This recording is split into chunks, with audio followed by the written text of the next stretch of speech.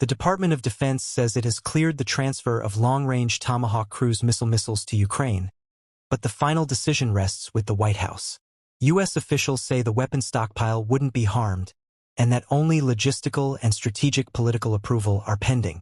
In a meeting with President Volodymyr Zelensky, U.S. President Donald Trump warned that the U.S. must retain the ability to deter threats, making clear that any transfer of the missiles must not undermine U.S. defense.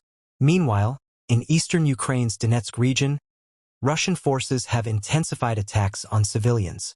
The United Nations Office of the High Commissioner for Human Rights reports that civilian casualties in the first 5 months of 2025 were nearly 50% higher than in the same period in 2024.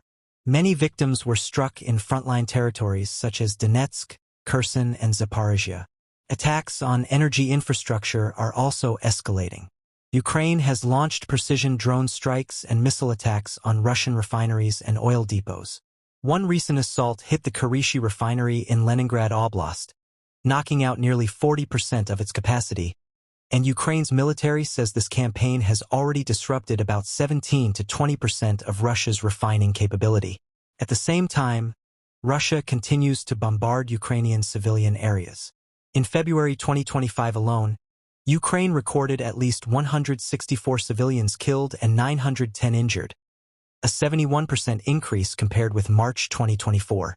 The war in Ukraine is escalating on multiple fronts. U.S. deliberations over advanced missiles, Ukrainian strikes against Russian oil infrastructure, and growing numbers of civilian casualties inside Ukraine.